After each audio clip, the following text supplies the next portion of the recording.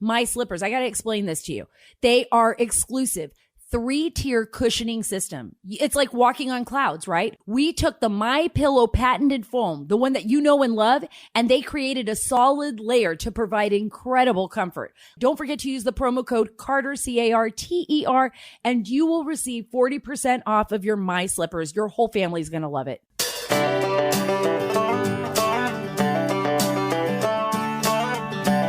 This episode of the Sara Carter Podcast is sponsored by the Tunnel to Towers Foundation. Mark the 20th anniversary of 9/11 by donating $11 a month to the Tunnel to Towers Foundation. Go to T2T.org. That's T, the number 2, T.org. Love Tunnel to Towers. Love the organization. You all should too. Go to the website. You will not regret it. You know, I have a big show today because I'm talking to you right now from the border in McAllen, Texas, along the Rio Grande, next to Mexico. I'm here at the southern border, and I've been here all week covering what I think is probably one of the biggest crises our nation is facing right now, and that is the border crisis. Why? Because it's poisoning our children. The drug cartels are moving fentanyl in, which I call a weapon of mass destruction. They're poisoning our country, weapons going back and forth, mainly to Mexico from the United States, money laundering, and last but not least, tens of thousands, probably over close to 2 million, are expected to enter our country this year illegally. That's insane numbers. We know at least 2,000 right now a day, people entering our country, mostly innocent people that are being used as pawns in this political game because we have no laws. This is like lawless, wild, wild west out here on the border. And that's what we're going to be talking about today, because I have a very special guest, somebody who's on the front lines of this situation day in and day out. And that is Lieutenant Chris Olivarez. He is with the Texas Department of Public Safety, just an awesome organization here. The greatest guys and women defending our country on the front line here in Texas, along with our Border Patrol agents, our Texas Rangers, our DEA, our FBI, everybody who's out here struggling to find a resolution to this problem that we are having at the border. So I have him on here today, and we're going to take you on some of those adventures that we went on this week, these very dangerous and very surreal moments that we had here on the border. You do not want to miss that. I'm telling you. It's what he has to say is going to blow your mind. He is going to take you there. And then he's going to explain to you, and I am too, why this isn't just a border issue. This is all of our issue. Remember, all these stories and more you will find at SaraCarter.com. And while you're there, please sign up for our email list so that you don't get shadow banned, right? I get shadow banned sometimes. I know people say they can't find my stories. So go there, sign up for our email list, see all of our stories. And by the way, you get all of our social media links, Instagram, Twitter, everything else right there at SaraCarter.com. I want to throw out a congratulations to my friend Dan Bongino for his new show, Unfiltered, on Fox News on Saturday night. I just talked to him last night. I said, what the heck, Dan? When am I going to get on your show? So we're planning like a little reunion, a Spygate reunion on the show coming up in the next few weeks. So I'll keep you updated on that as well. And we'll also update you on the very critical situation that we have faced in our nation with disinformation campaigns. So it's nothing to joke about. We have a lot to talk about when it comes to Russiagate, Spygate, and what happened with President Trump and the weaponization of our intelligence agencies. Look, now is the critical time to be vigilant in the defense of our freedom. I love AMAC too. So I've got two great organizations. AMAC is the Association of Mature American Citizens. They are a sponsor of this show.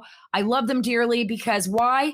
They fight the good fight against reckless government spending and overexpanding scope of the federal government. Can't be nothing better than that, guys. By joining AMAC, you are taking the first steps to saving the America you love. AMAC offers an alternative to just about every benefit that AARP offers. I don't even remember them. I have to look at my notes to remember who that other group is. It's AMAC, but without the liberal agenda of that other group. right? We don't want that other group. I stand with AMAC, and I hope that you will too. I encourage you to join today at amac.us/Carter. That's amac.us/Carter, CARTER. The benefits of membership are great, but guys, the cause is even greater. Join at amac.us/Carter. I'm kind of living in a bubble right now, in some kind of weird dream, because I've spent the last week on the border just witnessing horrific situations, in my opinion.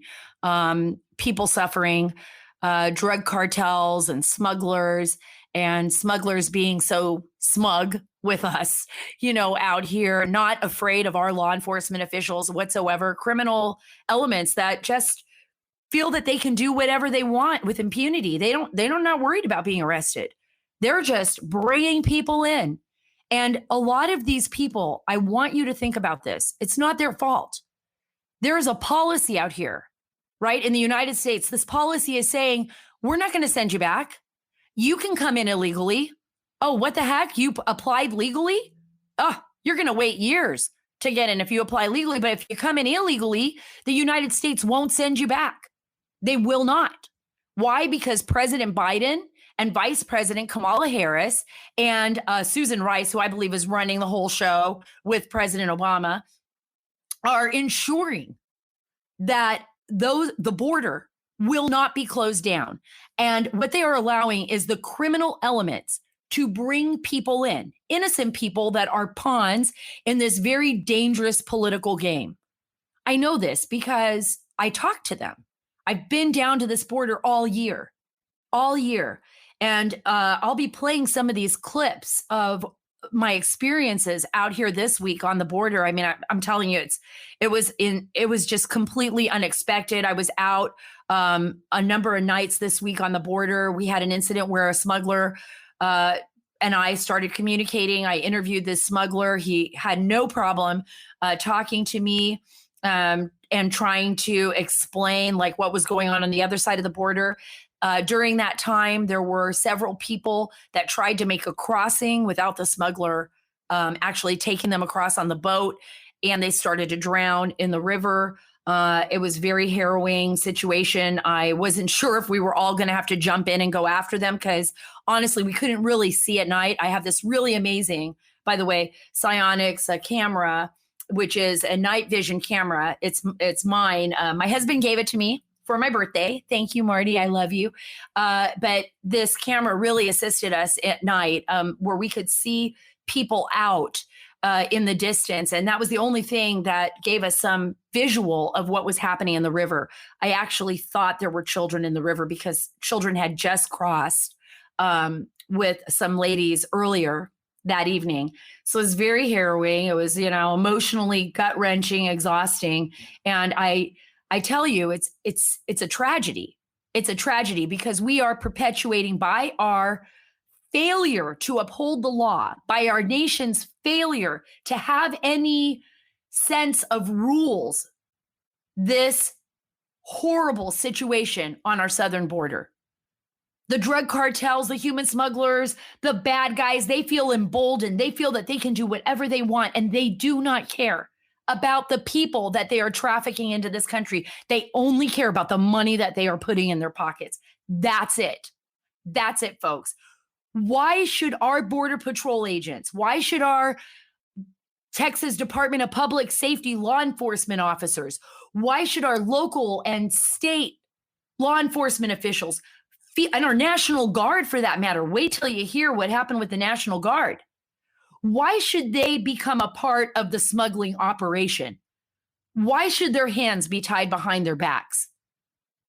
They're being spread so thin, there's just not enough resources out here. And why isn't the media doing its job and telling people about what is happening here? Our children are being poisoned across this country. I don't know, wake up, America, because it's not just marijuana. It's fentanyl, it's heroin, and they are poisoning our children with this. And sometimes our kids, they're going to smoke some pot. They think, oh, it's a harmless drug, and it's laced with fentanyl, and they become addicts immediately, or they die. or they take a pill and they think it's an opioid, and it's not. It's laced with fentanyl. It's coming from Mexico. It's badly mixed batch, and they die. Our children should be protected. Our country needs to be protected from these monsters, and they are monsters. And Lieutenant Chris Olivarez with the Texas Department of Public Safety is going to be on the show, and he's going to take you through what we went through the last week. And I'll be coming back to this border over and over and over again and reporting the truth. And I'll be heading to Guatemala, and I'll be going to other places in the world telling the truth, because we deserve the truth. We need to know what's really happening so we can make the best informed decisions, and we can hold our lawmakers who work for us. Remember that, guys? They work for us. We pay them with our hard-earned tax dollars. We don't work for them. They need to protect our country. That's the only reason why the executive branch really exists. It's to protect the national security of this country. Where is Joe Biden? Where is Kamala Harris? Why hasn't she come to this border? Why is she running over to Guatemala to negotiate with the Guatemalans? You know what? This is all smoke and mirrors, guys. I'm telling you the truth right now. That whole mess in Central America is smoke and mirrors. Who do you think is going to line their pockets with all the money the Biden administration is sending over there? Who do you think? You think it's the poor people? You think they're going to have jobs over there? You think this is going to help them? No, it's all lies. It's all smoke and mirrors. And I'll explain that to you in upcoming podcasts. It's the reason why I'm going to Guatemala. I want to just jump right into this interview, because I think, me talking about this by myself isn't going to do you any justice. I'm going to tell you this. Lieutenant Olivarez is a real hero to me, as well as all of the men and women who work with the Texas Department of Public Safety. And if there's any other genders out there, you too, that work with the Texas Department of Public Safety, it's that kind of world right now. I guess you could get canceled if you only use two. I'm just throwing that in there as a joke. But really excited to have Lieutenant Chris Olivarez with the Texas Department of Public Safety on the show. And wait till you hear this. He's going to explain why this border crisis is going to get a whole lot worse. Lieutenant Olivarez, thank you so much for being on the Sara Carter Show. We've spent the last week together. We've also, met each other before out here on the front lines of the border. And I got to tell you folks out there, if you're listening to this, you can't imagine the challenges that our law enforcement officials are facing out here. I say on the front lines. Not only national security challenges and protecting our nation, but also the fact that you guys are the first people to encounter, the migrants as they're crossing. And that in and of itself is so significant, because as we've seen, there are so many young children. There are so many people out there that are lost or that have been brutally harmed, or who are just looking for help. What's that like for you? I mean, I just, for me, just the last 6 weeks have been exhausting. I mean, you do this every single day. Well, that's correct. So first of all, thanks for having me, Sara. And it's a pleasure to be on your show. And I appreciate everything you've done for us as far as coming down here and capturing what's taking place along the border and being able to show and share that footage with the viewers and the American people. Thank you. It is challenging for us. It's a different role that we have taken as a state agency, as a state police agency. Just the start of the operation, when Governor Abbott issued and launched Operation Lone Star on March 4th, up until now, we've been in contact with over 35,000 migrants that have come across the southern border, which is something that we have never dealt with before as a state police agency. We focus more on criminal activity, investigative when it pertains to traffic. And this is something different, a different realm as far as our role as state police when we are helping our federal partners on the immigration side. So it is very challenging for us. How do you balance all that out? Because, you have limited resources. I mean, there's only so many of you. And right now we see that DPS has, this is for all of you out there that aren't familiar with how Texas is set up, this is the Texas Department of Public Safety. You have basically 1,000 cars or 1,000 units or 1,000 DPS officers that have been assigned to the McAllen sector. Am I correct on that? And out of how many? So when Governor Abbott launched Operation Lone Star on March 4th, we initially started with 500 Texas Department of Public Safety assets, and that's comprised of DPS troopers, investigators, Texas Rangers, tactical operators, Marine, aircraft, also our intel piece. And since then, we have increased that number with an additional 500 Texas Department of Public Safety resources. So right now we're at 1,000 Texas Department of Public Safety resources that we are providing to the southern border, and that is not including the Texas National Guard. So there are a lot of assets, state assets, that are being directed and deployed to the southern border because of the current crisis right now.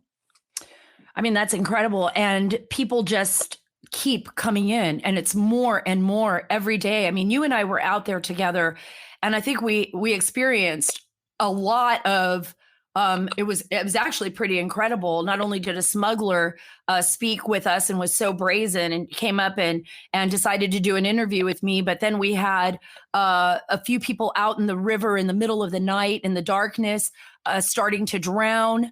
That was just several nights ago. I want to play you a clip here. And this is, of course, you remember it because we were out there together, right. But I want everyone to hear this clip. And then I want to talk a little bit about how brazen these criminals have become and how they just taunt law enforcement officers because there's not really much you can do. Go ahead, Rich, and play that clip. ¿Cuánta gente tú traes de Miguel Alemán hasta Roma en las noches? Depende la gente que me pase, depende la gente. Si tengo 4, tengo 5, la gente que me dé, yo los brinco. Sí, pero tú no trabajas solo, ¿no? Yo les trabajo a los dueños de la gente. Yo nomás vengo y remo para poder ganar para la comida. Sí, ¿y cuánto te pagan? Depende lo que quieran pagar. Si les das un precio, no les gusta, van por otro precio a bajarse menos. Si yo pido 100, ajá. 100, los entrega. Pero tú trabajas por otra gente. Sí. De Miguel Alemán. ¿Quién es el jefe? Acá, de este lado. Ya. No, de ahí no te le puedo decir nada. No, ahí no sé nada. You see the guy on the phone. He is in communication with somebody further upriver. And he said, while they've been talking to us, they moved the people up across the river. So I guess the people that are running this operation across the way sent them to kind of bait us away from whatever they're doing downriver. So that was pretty interesting to me because that was the first time I've ever interviewed a smuggler on the riverbanks. But he became very brazen. I mean, he was actually taunting some of the the National Guard that were with us, Lieutenant, and as well as you and some of the Border Patrol agents that were right there along the river. Are you seeing more and more of that? Well, of course. I mean, that's a perfect example to show how brazen they are. That there's no resistance, that they have no regard, especially for law enforcement. That they're very bold in what they're doing, and it's something that we see day in and day out. Not just us, Texas DPS, but also Border Patrol. That they're going to do whatever they can at any cost to get their product across, whether it be human smuggling or narcotics. And this is a perfect example of how the tactics they use to get this across. Are you worried at all that as if this continues, that the border, which is already, I believe, a national security issue, national security crisis, could potentially become a very dangerous place for law enforcement officers? I mean, when you think about how brazen some of these traffickers are, but the drug cartels that are battling on the other side of the border, we've talked about that quite a bit, could potentially pose a lot of danger to our law enforcement officials as well as the migrants. And we've seen that. We've seen that over the last year. I mean, the migrants have been caught up in the middle of these cartel battles. Some of them have lost their lives. Some of them have been executed if they don't make their payment. So I don't know if you could talk a little bit about that. Yeah, so I mean, it is a national security threat because of what's taking place, and I think it's very important. And you brought up a good point: is we can't lose focus of the criminal element. I know right now we're focused on the families that are coming across unaccompanied children, and it's tragic and it's very unfortunate that's taking place. But we cannot lose focus on the threats on the southern border from the cartels, because we've shared plenty of photos and different events that have taken place along the border when it comes to drugs and weapons that are going south. We're talking about military grade weapons, fully automatic weapons, 50 caliber rifles that are coming across, going into Mexico to supply the cartels. And it is a threat. It is a threat because they're within miles from the southern border. And you see how they are, the power that they have and how enriched they are, because they're able to corrupt not only in Mexico, but as well on the U.S. side. So they are very powerful, very brazen in what they do. And it is a serious threat that we should all be concerned about. Yeah, let's talk about that, because I think you brought up a really great point right now, and that one that a lot of people don't think about, right? And it's the massive power of these drug trafficking organizations. A lot of people think of the drug traffickers. They think, guys muling drugs across the border. They think of MS-13, kind of disparate gangs. But what we're talking about is major organizations. I mean, these are armies. They're corporations as well. They're like corporate armies, and they have billions of dollars, and they have equipment that challenges and rivals our own. I mean, even with communications, right? Talk a little bit about that, because I know that on the U.S. side, our big concern is that they're intercepting telephone calls of law enforcement, that they've got equipment like drones and other surveillance equipment to kind of monitor us while we're trying to monitor them. Am I right? That's correct. I mean, they're just the way we do surveillance on the criminals, they do counter surveillance against law enforcement. So they have so many scouts. They're very strategic, methodical in what they do. There's so many key people that are involved when it comes to smuggling narcotics, when they're bringing weapons across or currency. There's so many people involved, and that's the challenge right there, especially for law enforcement on the U.S. side. So, going back to the technology piece of it, they have equipment to track, our aircrafts. They're able to track to see if we have our mobile devices on us when we are laying in along the river, when they're coming across, wanting to bring their narcotics across. They're very strategic, and they have the technology because of the billions of dollars they have. That's what makes them so powerful, that they're able to do that. They're able to counter surveil us when they're wanting to bring their product across. And that's where those threats are very prevalent, and you see what's coming across because of that. And when you think about it, I mean, for some people, it's going to sound like, oh, this can't be real. This is like a movie, right? It's like Sicario, right? Right. But like on a bigger level. But these organizations really run like a shadow government inside Mexico, and because they've gotten so large, because they have amassed so much money that they're able to put senior level officials in their pockets. They're able to bribe people on both sides of the border.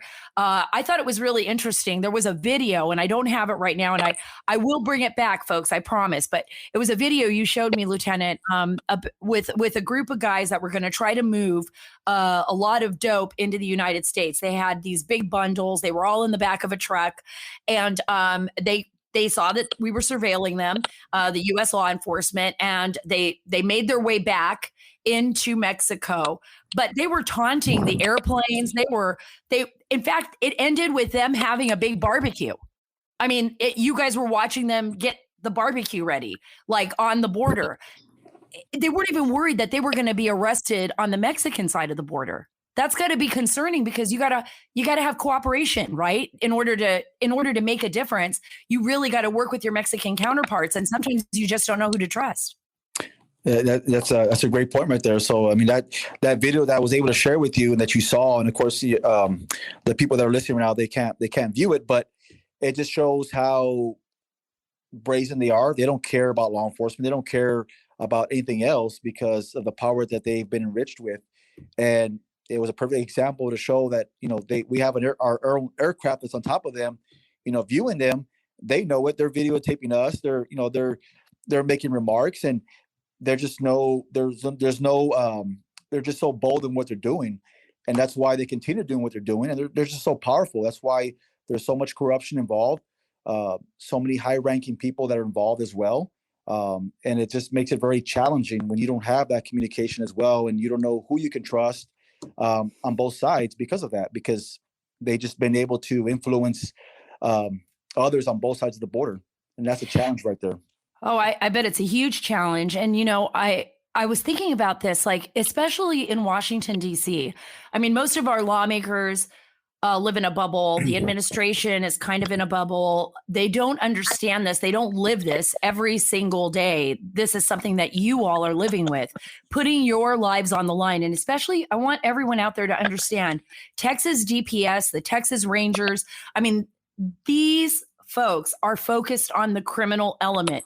They're dealing with the worst of the worst. Of course, that you run into like the young children, the migrants, the innocent people that are pawns in this horrible game, this horrible political game that I've called it. But you're also facing off with some of the worst people. And I don't know if Washington understands that, if the administration actually gets that. I know a lot of lawmakers have come down to the border and have tried to expose what's going on here. What would you like if you could make one statement, if you could say one thing to the White House, to the president, if you could actually speak to them, what would you tell them? Well, I mean, I would explain, of course, the situation that's taking place right now with the criminal activity. It is very obvious. It's the numbers don't lie. I know CBP had released some numbers as far as the increase in illicit drugs that have taken place or that have been seized at the ports of entry and also at the checkpoints and also coming across the river. There's been a significant increase in illicit drugs for this year. So the numbers don't lie. And of course, the criminal activity is there. It's in place. It's always been there. We've seen that, but not to the extent that we're seeing this year. And that's because the cartels are exploiting the migrant situation and they're using that to their advantage. And at the same time, they're bringing their product across, which is drugs going north. And of course, they're bringing in currency and weapons coming south. So one thing that I would say is that this is a serious issue. This is a serious threat, and we got to do something about it. We got to work together. And it's one thing to see it on TV and see it on social media, but you actually got to come down here and see it for yourself. Visit with the men and women who are out there on the front lines day in and day out, who are away from their families, putting their lives at risk to ensure border security. Visit with those folks, because those are the ones that are going to tell you what they're seeing. They're going to tell you the problems that they're facing right now. And I think that's the important thing to take from it, is to see it for yourself, to come down and visit with these great men and women who are working day in and day out. I couldn't agree with you more. And I'm going to be heading to Guatemala soon. And if I run into Vice President Kamala Harris, who's been put in charge of the border, I'm going to very nicely and very politely ask her to take you up on that offer. I think she should definitely come down here. And I think she should meet personally with you and with the Border Patrol and with our National Guardsmen. I was stunned the other night when we were out on the river, and I want to describe this so that everyone in the audience can understand what it was like. It had been storming here during this past week. They're expecting more rains. It's almost monsoon-like, right? With the electrical storms and the rain pouring down. And we were out by the river, and it was very late at night. It was after I'd finished going on Sean Hannity's show. And we headed out into Roma, an area that is private land that runs up against the river, and basically desolate. And this is an area where smugglers frequently bring people across. It's a very heavily trafficked area. And we have a couple of Border Patrol out there, not very many. And there's 2 National Guards folks on the river, a female and a male, and they're standing there. And they were just waiting for the smugglers to bring people across. They couldn't do anything. They just had to stand there. They just had to make sure that people didn't fall into the river, that they were there to rescue them if they did, and just keep an eye out. But the smugglers were just bringing the rafts across the river, guiding the folks. There was about 70, I think, right, Lieutenant, when we were there that night, that correct. Were brought one boat after another. And we met a young 9-year-old boy that alleged that he had come to the United States from Guatemala alone. And I want to play this little clip for you. It's from that night, and then we'll talk about it. Okay. His mother left, and he was living with his grandmother. And about 3 years ago, he thought he was going to be reunited with his mom again, but then she disappeared, and he felt that his mother abandoned him. So he's made this journey, he's saying, by himself to find his mother. Habla con tu mamá. Pobrecito.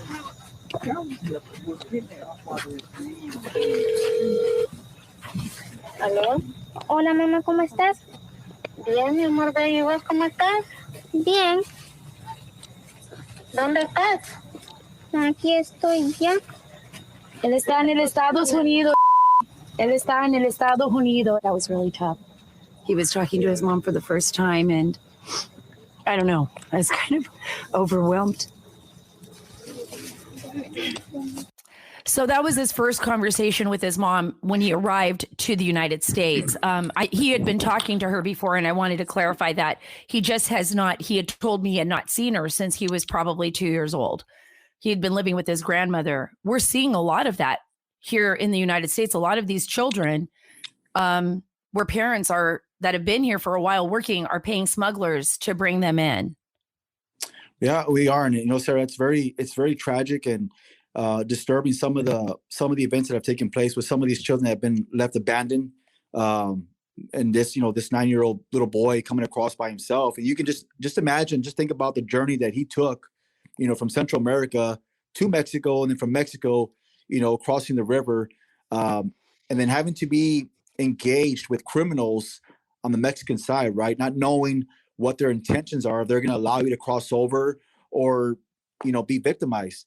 So it's very tragic. It really is. It really is. And as a father myself, when you see these events take place when children are involved, it's very disturbing and very tragic. And it shouldn't be happening. This should not be happening right now, especially with these children that are coming across. But the problem is that the communication from the criminals and smuggling organizations is telling people to come over, that you'll be allowed into the U.S. And that's why you're seeing this influx of people coming across and children. And it's very tragic. I believe it's a form of child abuse, in my opinion. I mean, I think we're perpetuating and giving these drug cartels and human traffickers, this policy is perpetuating this behavior and this criminal behavior. And it's sending a very dangerous message, I believe, to the world. Because not only this poor little boy, who I've kept his name from, you know, the public, but I'm in communication now with his mother. So I'm hoping to see her when I get back home, and I'll be able to set something up and follow his story, follow his progress. But we're perpetuating this type of behavior. So for people out there who think like, oh, we should open our borders, everybody should be free, this is a humanitarian issue, we should let everyone in. Remember who's bringing them in. These aren't, they're not on a bus and an airplane with, wonderful guides and family members bringing them here legally. They are being brought illegally by criminals that are the worst of the worst. Exactly. Right? I mean, these are violent criminals. I mean, I want you to describe to me, and I can do it myself, how bad these people are, what they are willing to do to other human beings, because I don't think the majority of Americans truly understand, because we are incapable of maybe being that evil unless you see the pictures of what I've seen and what law enforcement has had to deal with. You can't even imagine how horrible some of these people are. Yeah, and just to put it in perspective, these criminals, these cartels, I mean, these are violent individuals. They have no regard for human life. And we're talking about when they are publicizing their acts of violence by beheading people, dismembering people, setting people on fire, firing against, military and law enforcement on the Mexican side. These are violent criminals. These are violent individuals. So just to put that in perspective, think about the people that are coming across into Mexico that have to deal with these individuals who are going to allow them, if they will allow them, to cross into the U.S. because they got to pay to get across. It's not for free. They're profiting off this situation right now. And that's another issue right there is in itself is that, we're allowing this to take place. So we are enriching these cartels even more, with the money that they're making off of this current situation. So for the listeners, think about that. Think about how these children, these families, mothers and fathers, when they come across, who they have to deal with in order to get across, to the U.S. side. These violent criminals. They have no regard for human life. Absolutely. I think of my own daughter. She's only 8 years old. And I think to myself, wow, she's only a year younger or half a year younger than this little boy. I can't imagine what that journey must have been like. And for those of you out there, I have seen pictures. I've dealt with the DEA. I've spent decades on the border dealing with these drug cartels and trying to tell these stories. And I have seen things that, are unimaginable. Unimaginable. Children that have been mutilated as retribution for people that have basically ratted on the cartels. They will kill those people's children, children that have been taken by smuggling operations for the purposes of sex, children that have absolutely just disappeared with no indication that they're even alive or that they're dead. They've just disappeared. I can't even imagine that we would be okay with that, or that we would be okay with the fact that we are putting our law enforcement officers in such a difficult predicament.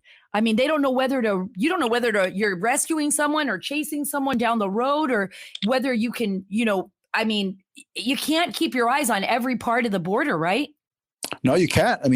And just with all the assets that we're providing right now, we're only covering a small portion of the border. There's just so much to cover, and we don't have all the resources to cover the entire border.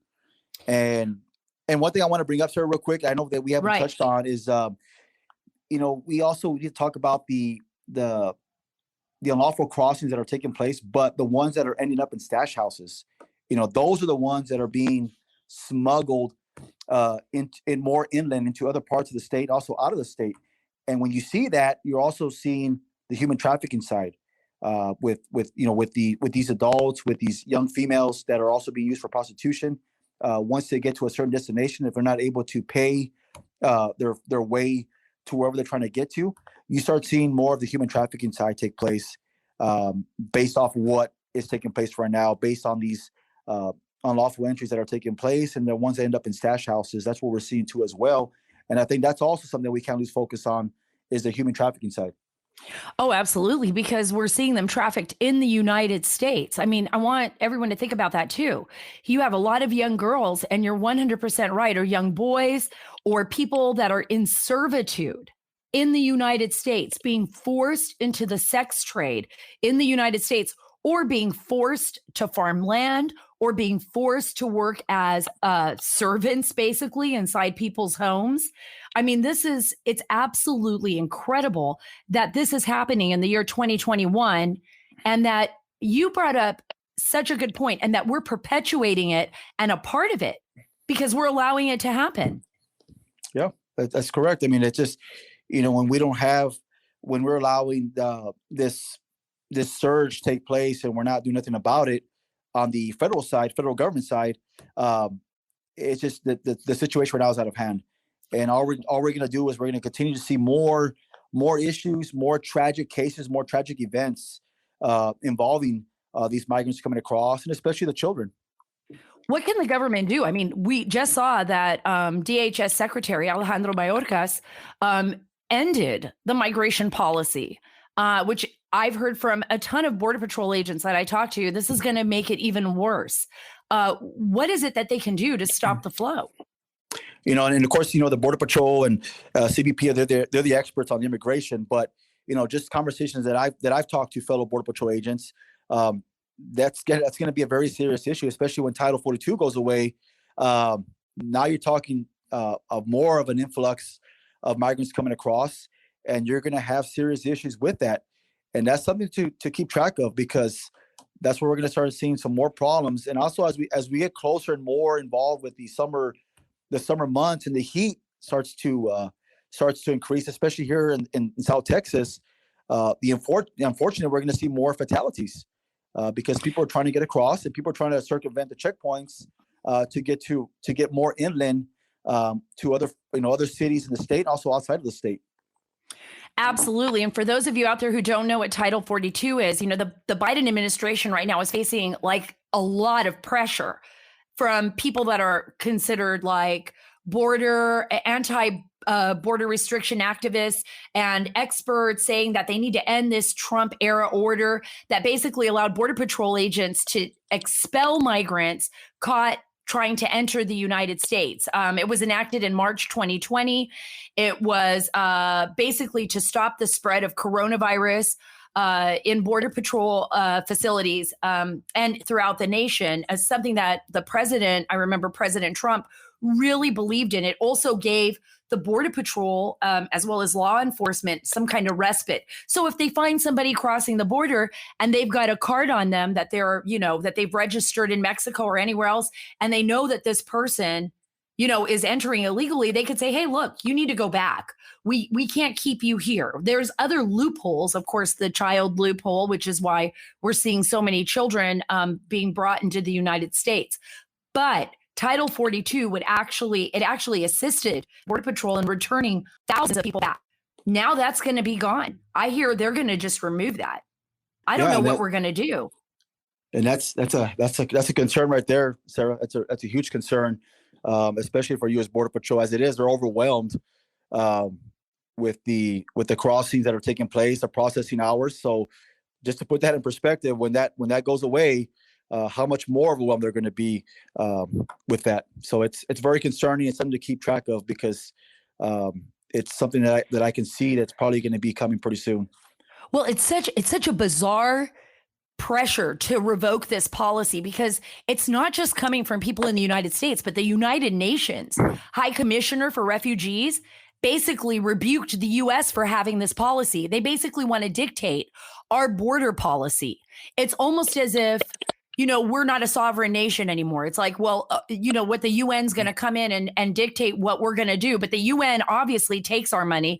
They won't pay our law enforcement officials or give us any money to take care of the problems. They're just going to create more and more problems. And the Biden administration is going to move in that direction, it appears. We don't know yet if that's what they're going to do. But I know Governor Abbott is doing everything he can. I mean, he's got new ideas. He says he wants to arrest everybody coming in across the border. Do you think that's going to be a realistic, something realistic or something that Texas can actually handle, considering the amount of resources? That's going to be challenging. It's going to be challenging. But of course, we're going to do what we can to try to implement that and try to enforce that as much as possible, because there's only so much we can do as far as on the state side.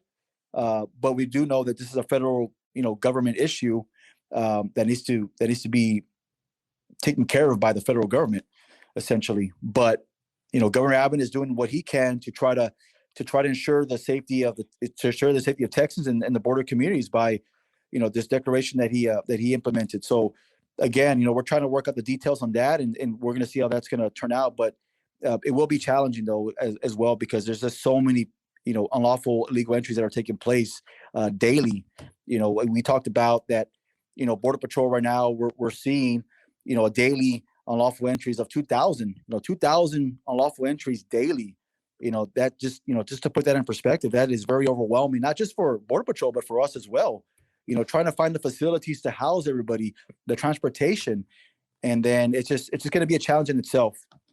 Yeah, I can't even thank you enough, and thank everyone at the Texas DPS, as well as our Texas Rangers, our Border Patrol, our National Guardsmen, our local law enforcement, state law enforcement, who are handling this issue, because it is a daunting issue. And it really puts everything into perspective. I mean, I wish there was more media down here. I wish the other media would take it as seriously as we have at Fox News and some of the other news outlets. But I don't think the American people are getting the full scope, the full picture of what is happening down here. And I'm going to leave the last word to you, Lieutenant.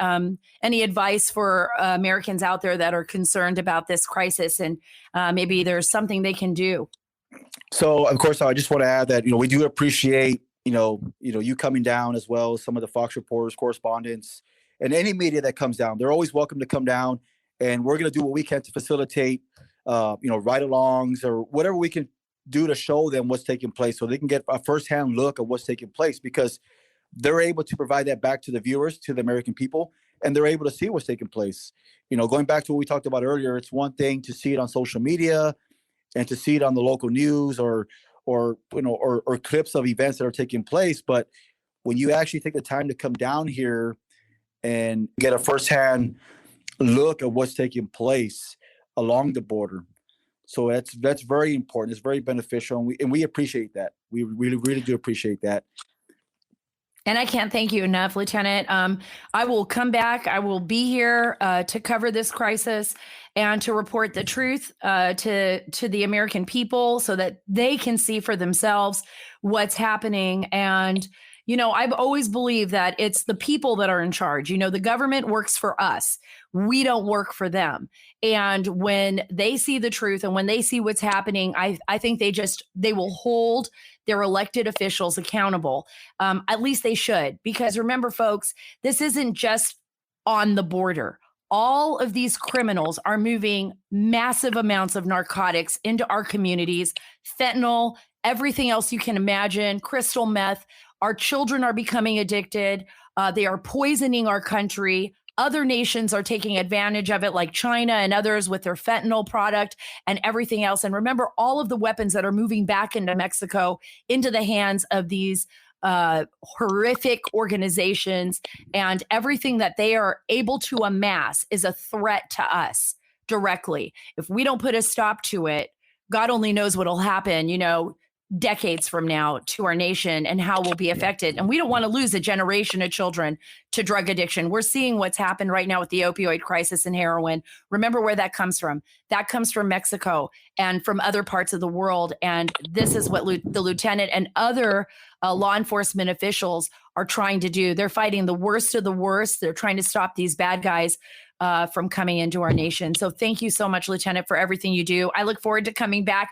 Best food in the world is right here, right here in McAllen.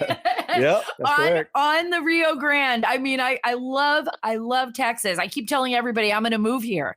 My husband and I, we love it. I can't wait to get back to Texas.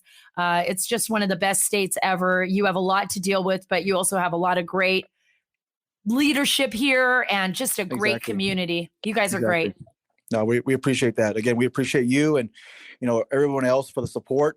Just all we can say is, regardless of political views, there is a crisis right now that's taking place, and we got to do something about it. We got to work together and address these issues, and let the federal government know that there is an issue, and just hear it from the American people, hear it from law enforcement, especially that are out there on the front lines. I think that's important.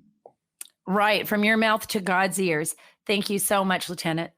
I appreciate it. Thank you. So, folks, our job is far from over. As you heard from Lieutenant Chris Olivarez, I mean, there is a wave of crisis that is escalating, and it's going to reach an apex. It's not over yet. There is so much happening down here at the border, and I'm really concerned about what the next year, 2 years, 3 years is going to bring, especially now that we've reversed all of these policies that were put in place by President Trump. This is insanity. I would rather not have to do these stories.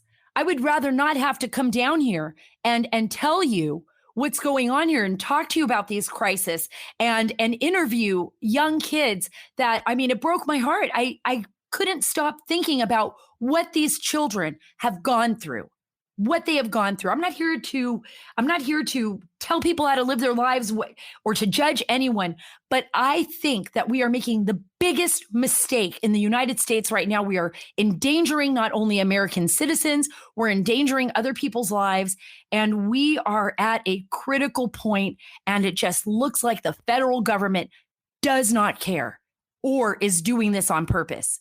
Or I have no idea what the heck they are doing.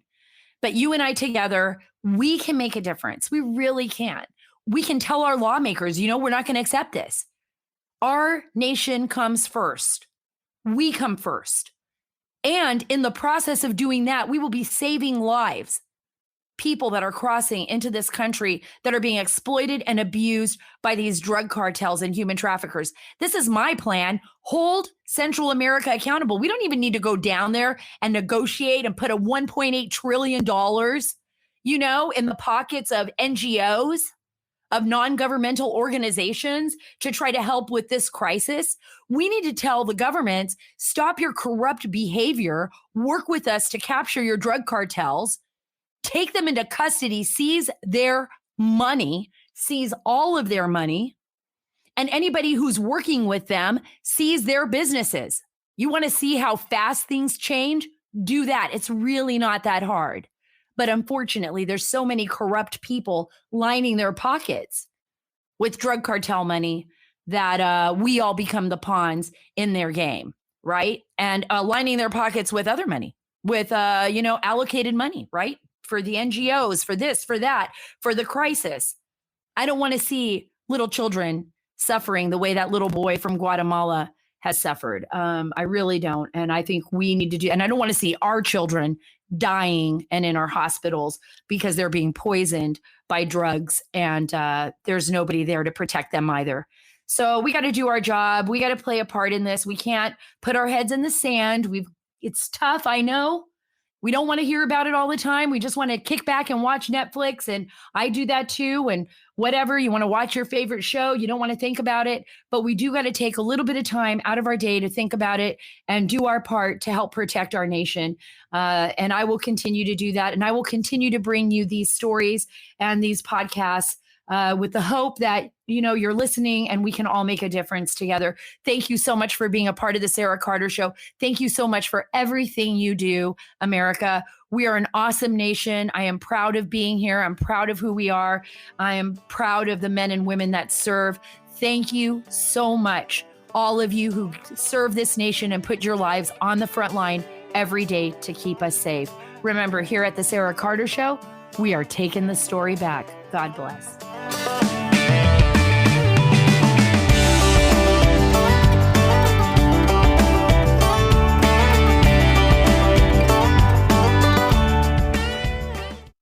Today, I'm joined by Rebecca Weber, the CEO of the Association for Mature American Citizens. It's also known as AMAC. Explain the differences. What makes AMAC superior to AARP beyond the fact that we don't agree with their leftist ideology? What makes us so unique is that we truly do take our marching orders from our membership.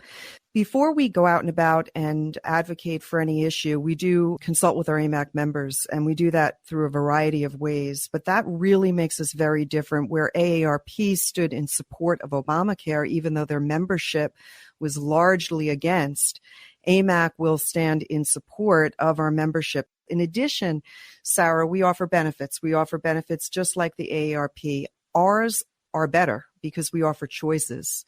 For example, you can call AMAC for your Medicare, and we're not going to do a one-size-fits-all one plan. The AARP endorses United Healthcare, whereas AMAC has its own trusted in-house licensed insurance advisors that are working for AMAC, stand for our mission of faith, family, and freedom, and then go about offering real choices. We do a lot of things like that that I think make us very different and make us, quite frankly, better. Rebecca, thanks so much for being with me today. I'm honored to have you and AMAC as a sponsor for the Sara Carter Show. For more information, folks, visit amac.us/Carter.